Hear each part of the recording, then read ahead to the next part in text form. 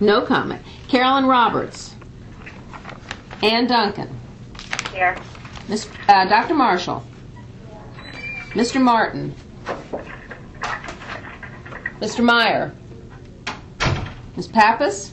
Here. Ms. Parker. Mr. Perez. Dr. Solano. Here. And Madam Chair. Yes, here. Um, No. you want to wait a minute or go on? No, I think let's just wait a minute. Are there other university people on the line? People want to identify themselves from any of the universities? Yeah. Dan Holzenbeck from UCF. Hello to everybody. Hey, Dan. Tola Thompson at Florida A&M. Hello, everybody. Okay. Hey. David Mann and University of South Florida. Good afternoon. Okay. David Mann from University of West Florida. Excellent. I'm Anthony Mack. I'm the Director of Governmental Affairs for Student Government at UNF. Excellent. Any others? Who's up? Kim Spears, West Florida. Excellent. I'm sorry, I didn't hear that. Kim Spear at West Florida. Okay. This is Bruce Hopley at FIU. Great.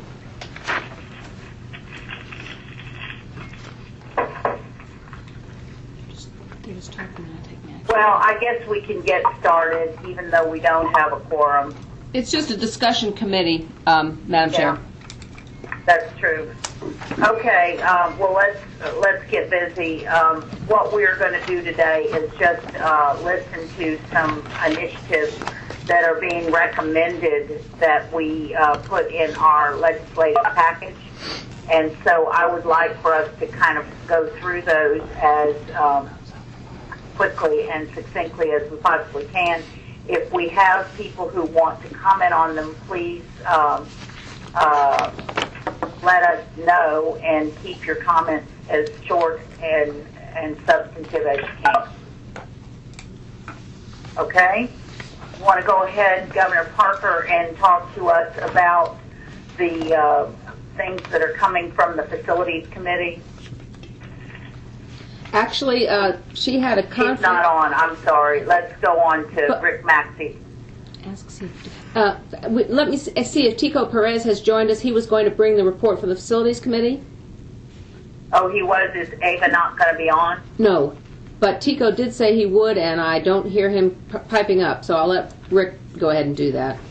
Okay, Rick, would you go on to the three suggested initiatives you have under item 5? Yes, ma'am. I will cover that, and Chris Kinsley is here. He could address the facilities. We need to keep this very short and to the point. Okay. The campus law enforcement jurisdiction, we're having some problems with some courts dismissing cases because university police are taking actions that are not on the property of the institution, even when those, in some instances, when those actions are taken on the cover of a mutual aid agreement with another law enforcement agency. This language would extend the authority of the university police to 1,000 feet off of university property and would recognize the mutual aid agreement in determining what the jurisdiction of university police is. And does the 1,000-foot rule apply to situations that began on the campus? It would apply to situations that began on the campus. Yes, ma'am. Okay, so they don't just independently have a 1,000-foot jurisdiction. Well, they do have that, but anything that starts on the campus and extends to 1,000 feet off is covered. Anything that starts within 1,000 feet off of the campus is also covered. Is that because of the mutual aid agreement? That would be independent of the mutual aid agreement. Well, then I don't understand. You'll have to explain why is that a good thing? Best example would be here in Tallahassee at Florida State University. Tennessee Street runs right next to the university. heavily trafficked by students, and if they saw a crime take place on Tennessee Street, then we have to worry about a court tossing it out because it's technically not the property of the university, but it would be within the 1,000 feet. So it's something that they witness. It could be, but it doesn't limit it to that. It just says the jurisdiction extends to 1,000 feet beyond the property of the university. Okay. Does anybody have any other questions? Do we have specific language for this, Rick? Yes, ma'am. If you'll turn to page 11. No, I don't have it. Remember, Okay. Oh, that's I don't right. have it. I'm sorry. We do have specific language, and we've been working with our university police. We've also spoken with FDLE, with some of the local and law enforcement agencies and county sheriffs, and we have pretty widespread support. We're going to talk with the unions, and we think they'll be on board too. Is this something, the university folks that are on here, is this something that you all are aware of and support? This is Dan, Madam Chairman. I don't think I haven't discussed this with the President, but I don't think we would have an objection to this. One of the things that's been of concern to us, though, and hopefully this would not interfere with other existing legislative language that allows us some jurisdiction over property owned by our foundations. For example, we have dormitories across the street and down the road that are owned by the foundation. So as long as those current actions are not in jeopardy, I don't think that we would oppose this. Rick, would you please clarify that during the interim and send us out, the answer to that question and show us how it's protected? Yes, ma'am, I will do that. Okay. Chairman David, this is Ralph Wilcox from USF, and it's my understanding that our police chief, who coordinates the conversation among all police chiefs, it says they have discussed it and they're all in agreement with it. Okay. All right. Anybody on the committee have any further questions at this time? So I think, Madam Chair, what happens following your line of inquiry, I don't know that the language addresses it, but the assumption that's implicit in it is that the need for the expanded jurisdiction would only be for activities related to university. Well, that was kind of what I was kind of getting at.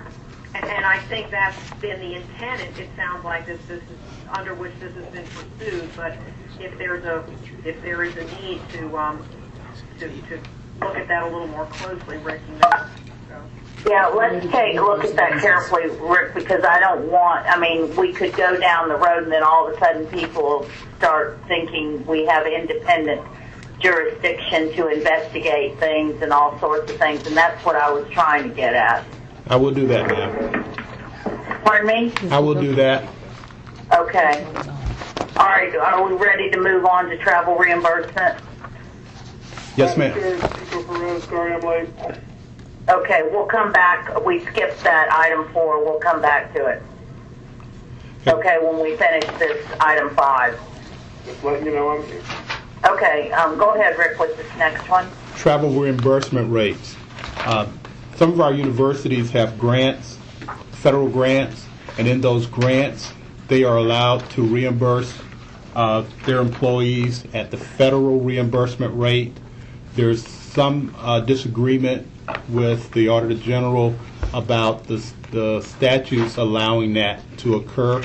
So we will put forth language that makes it clear that when you're working under a federal contract and the contract allows reimbursement at the federal rate and provides funding. Speak up, Rick. The travel reimbursement rate language would make it clear that when a university is operating under a federal contract, that it would be allowed to reimburse its employees at the federal rate if that contract provides for that and provides the funding.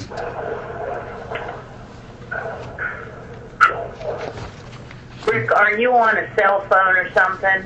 No, ma'am. I'm practically on top of What's the... causing that? Somebody else. Must be someone else. If somebody's driving, maybe you want to put it on mute until you want to talk, because there's a lot of noise. Just put your window up.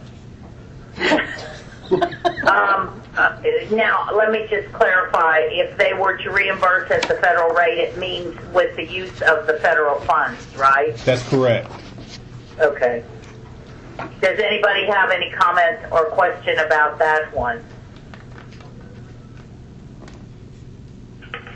Okay. All right. I think I think we know where we stand. This next one, who's going to speak to this one?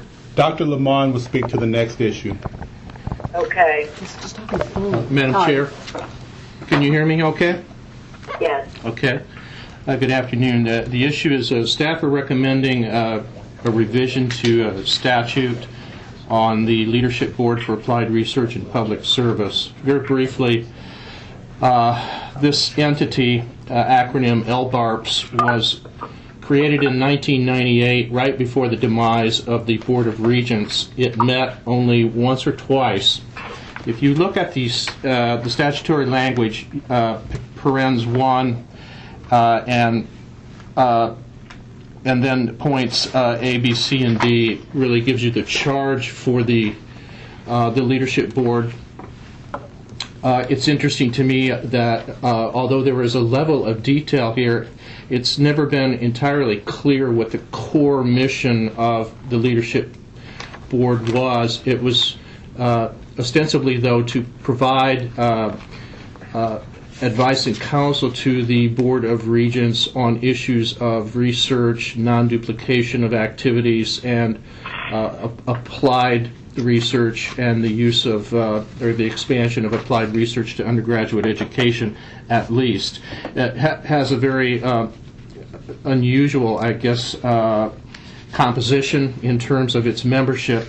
At any rate, the staff for LBARPS is a small group of people within Florida State University's Institute for Science and Public Affairs, and we have worked very, very well with them since 1998, producing products that we think are meaningful in the form of ExpertNet, which is something that we intend to show the board in the next meeting or so. Also, this group of people work with us in our Institute and Center reporting.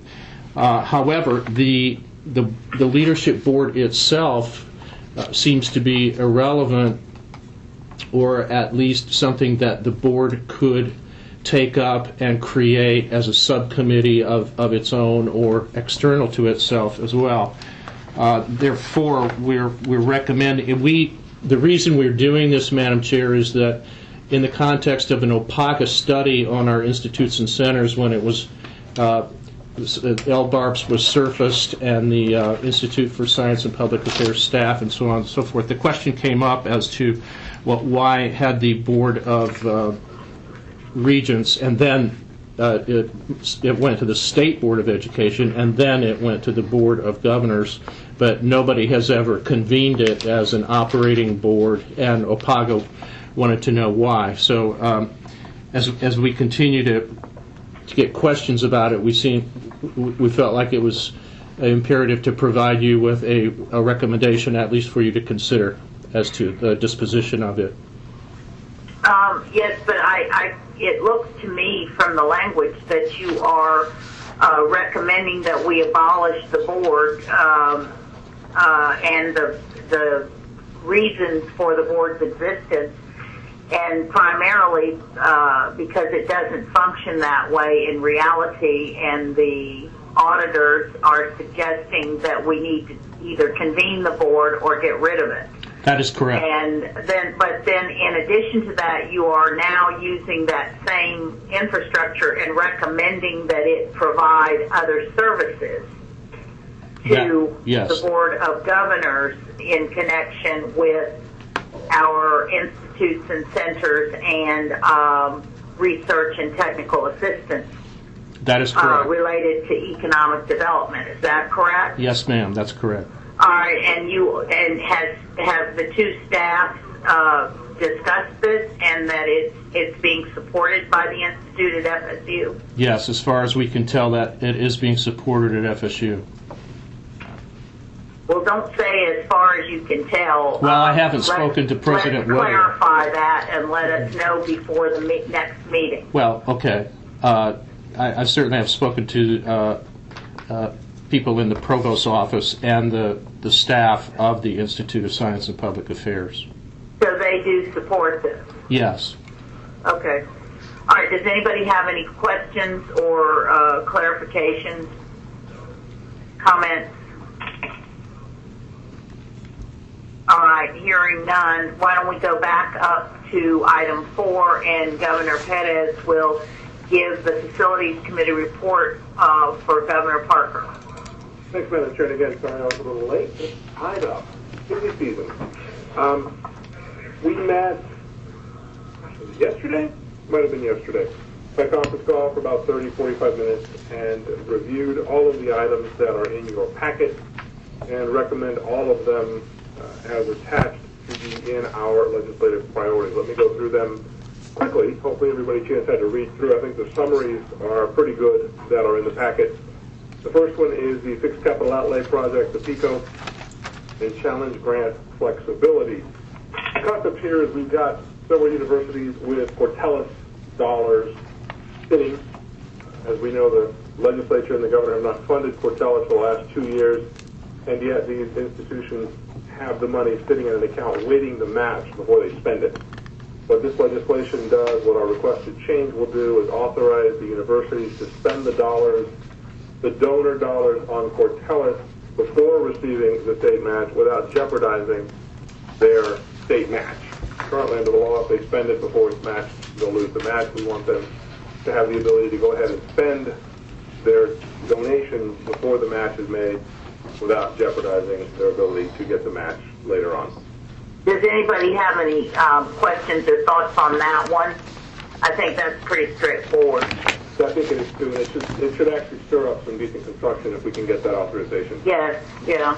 Item 2 is just a minor increase. It's not a minor because it's a 100% increase, but it changes the definition of a minor project from $1 million to $2 million. No, I think the second one, Tico, is the one that would allow Cortellis match for... You're right, I skipped a page. I'm sorry. Thank you, Madam Chair. Yeah. Let me do the minor one. I'll come back to the Cortellis as long as we're here. The minor one, again, it changes the definition of a minor project from $1 million to $2 million, so that if the university has a $1.2 million project, they don't need to jump through that hurdle as they do with all of the larger $50, $60, $80 million projects. I think it's a nice technical change. I think it'll give some freedom and flexibility to the universities. That's pretty straightforward. Pretty straightforward. The second item under the group, which I skipped inadvertently, authorizes universities to go out and seek matching dollars from local governments in order to match their Cortellis. If we don't get the success of freeing up the Cortellis dollars, or even if we do, the idea is to be able to use state or local dollars, economic development initiatives or county funds, to match Cortellis funds and free up those monies as well. It's just giving authorization to do that. Currently, we do not do that, and when the money comes in, it does not count towards freeing up the Cortellis matches. Well, you know, I mean, just there is a public policy why that is.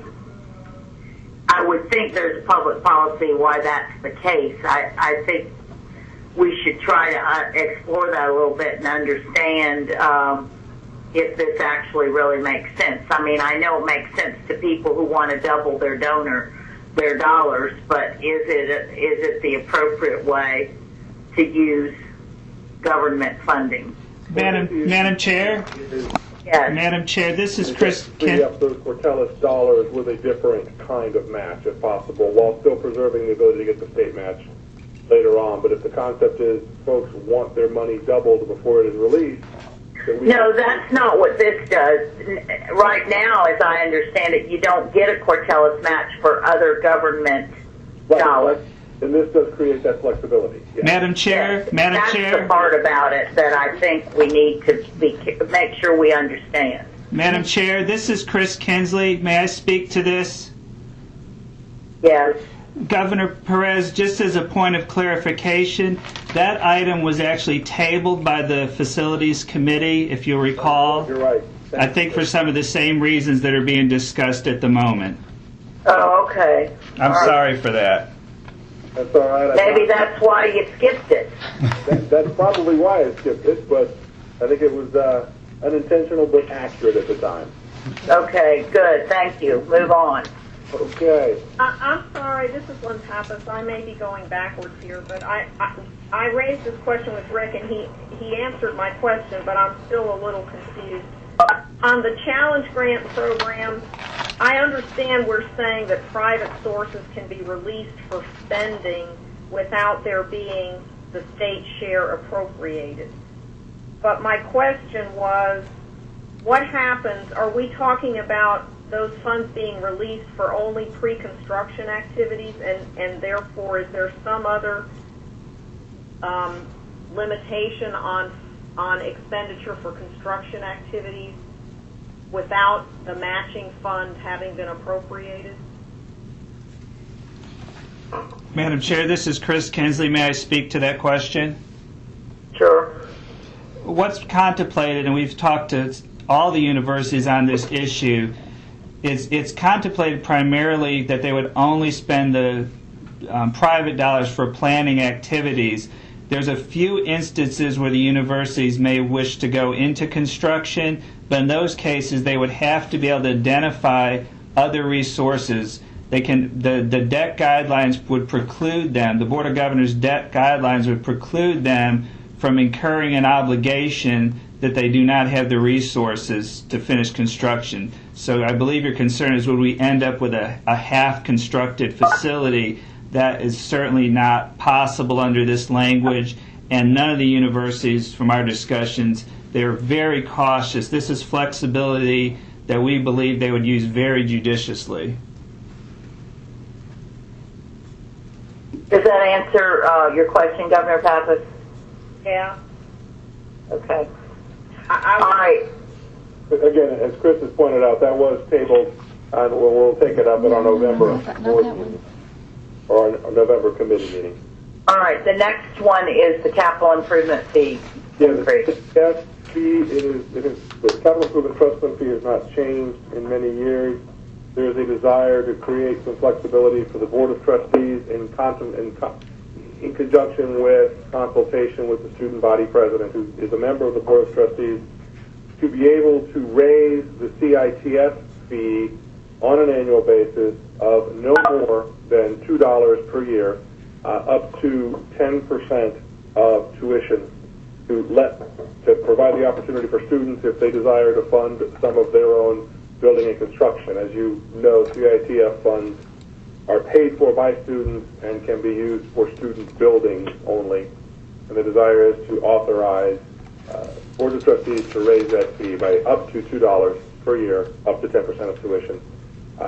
Governor Meyer spoke out about this issue. He certainly understands where we are. He was somewhat concerned and shared his concern about tuition increases possibly this next semester coming, additional tuition increases from each of the universities with their own ability, or several of the universities with their ability to increase tuition, fee increases in transportation and technology fees, and he feels as though we may be beginning to nickel and dime a great deal, but certainly he voted in support of this as long as the student body president is consulted, which he or she will be as a member of the Board of Trustees, and that the cap is in place. So the recommendation is as in the packet. Okay. And the ancillary facility, does anybody have any comments on that? I'm sorry, on the capital improvement fee. Any questions? Okay. I think it might be helpful before the full committee meets at our board meeting if we could get some examples of exactly how much money we're talking about, some examples of what the most recent construction has been, what this $2 per year up to 10% might do for us and that sort of thing. Yeah, I believe the maximum, as stated by Chris in the meeting, would be $26 per student per semester. Right. But it would. But I'm just curious. Give us some examples of what the needs are and how this will help. Certainly. Okay. Next was ancillary facilities and concurrency. See that? Trying to find that in my packet, actually. Here we go.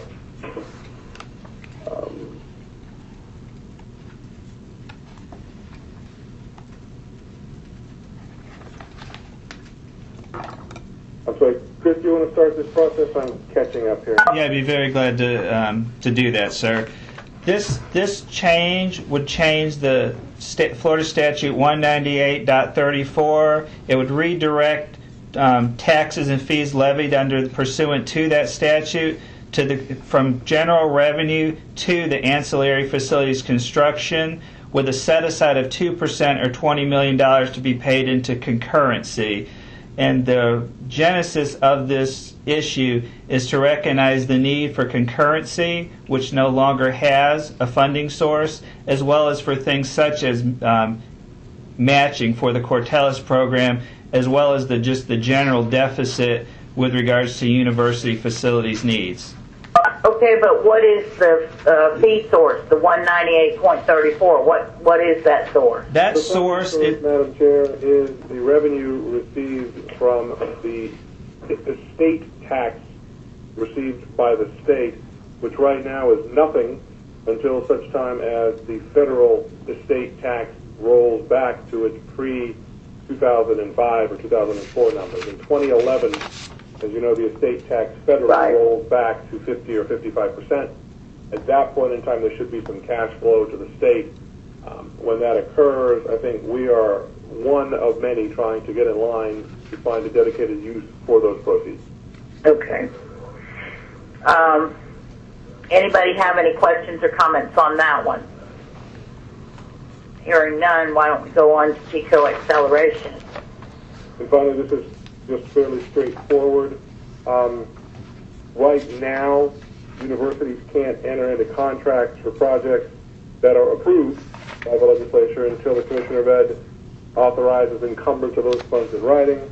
What this change will do is provide authority into contracts more quickly, and once it's approved by the legislature, the money is freed up to the individual universities to go ahead and enter into their contracts and move forward. We're seeing 60, 90, 120-day delays in contracting, and oftentimes if the contracts aren't done or tied up over the term of the annual budget cycle, the money winds up reverting to the state rather than being used for that which it was approved to be used. So this just creates some more flexibility. Any questions on that? Okay.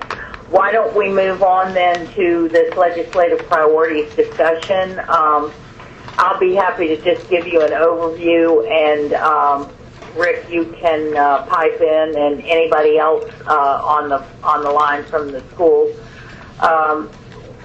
Following our last Board of Governors meeting at USF, I had the opportunity to meet with the lobbyists from all of the universities, and there were a number of our staff present in that meeting as well, along with the chancellor. And we talked as a group as to how we would set certain financial type priorities as we move toward the session. And this short list, and we also concluded that we want to have very few initiatives and desires as opposed to a very long laundry list. So these 5 bullet points represent the priorities that we established, and I would say they're probably in the order of priority. It maybe not so much the last, but pretty. Well, I don't know. What do you all think? Do you think these are in the order of the priority that we discussed them? Yes, ma'am. This is Rick Okay. Maxey. All All right, and let me just tell you what we mean here. What we want to do is to try to maintain our base funding at its current level to the extent that that's possible. It's going to be tough to do. We've got some arguments for it because of the amount that we've been cut over the last 7 to 10 years. When compared to the other sectors of education, we've taken a much bigger hit over time. So we think that we can show the efficiencies that we have employed, as well as the equity argument. So that was, part of our discussion. The second item is as it appears, we're looking for flexibility in connection with tuition. And there are one or more proposals floating right now, and are probably going to be more. So we'll have to talk about that as time passes with more specificity when we see what we're working with. The utilities increases, you all are aware of those. We've discussed them on our two past board meetings, and the significance of the amount of unfunded utility costs that the universities are experiencing. The next item relates to to 4 of our medical schools, the 2 new ones which are in the accreditation process, and that is a must-do item. Everyone agreed because of the amount of investment we already have, as well as our credibility going forward. And then our 2 most mature medical schools, University of Florida and University of South Florida, have been operating with unfunded enrollment for several years. They have had requests in to fund those enrollments for the last couple of years, and they have not been successful. And those, we need to make sure that we maintain the quality and integrity of our existing schools as we proceed for new schools. And so those were identified, and everyone agreed to the priority of that. We also have an equity issue with New College. When New College was, for lack of a better term, lopped off from the University of South Florida and became independent, there were certain administrative support for its infrastructure that were necessary. They have not received the final payment that was identified, and they are a very small school. Of $1.8 million is a very big deal to them, and this is their number one priority, as these medical education dollars are the number one priorities of those 4 schools that I just described. So they all fall on the same line. And the last one, Rick, you're going to have to, we're talking about the Cortellis match, right? Yes, ma'am. Rick? Yes, ma'am, that's correct. That's the last one, and we just reviewed some of that, but those are the priorities that were identified in that meeting. Is there anyone who attended that meeting that wants to clarify or correct anything that I have just said, or add to, or whatever? Madam Chair, this is Linda Collins with the University of Florida. Uh-huh. It was my understanding that the matching funds item would include both Cortellis and the Major Gifts Program. Right, okay. Okay. That's yes, correct. That's probably right. You're right. Yes, you are right, for sure. Thank you.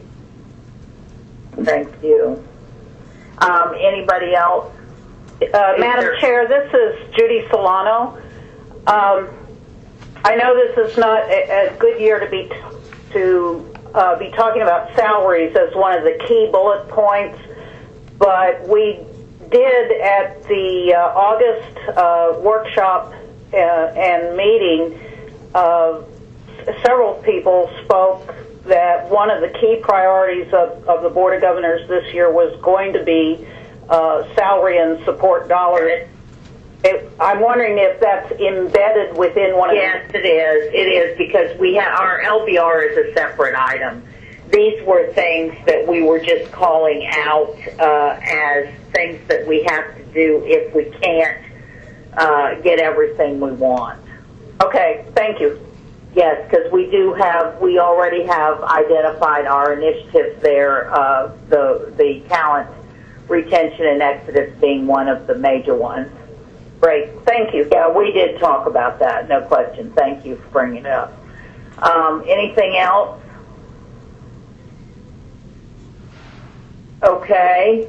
We'll have plenty of time to talk through these items, add to them, rearrange them, knock some off or whatever. That was just our first crack at it as we sat down as a group.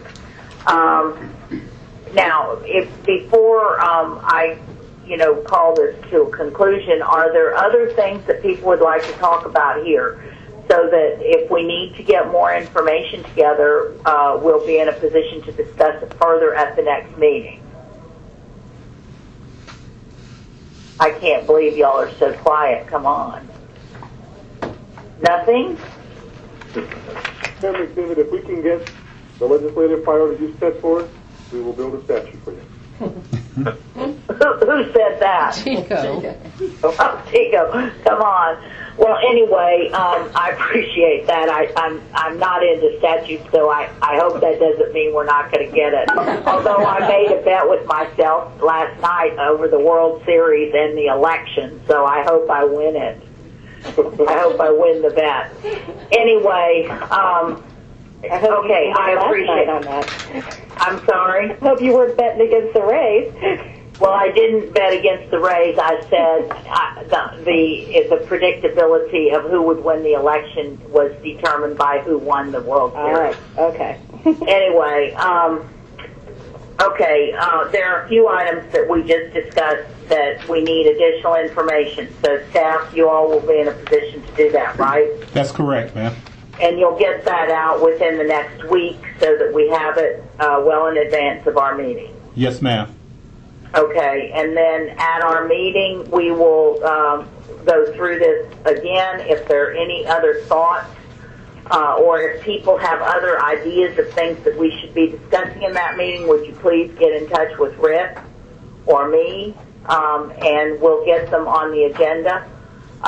It's funny how time flies, but we're going to be very close to the session, and one of the rumors is that there will be a special session either November, December, and I don't know if that's accurate, but that's what I've been hearing. So we want to be prepared, regardless of when this comes to pass.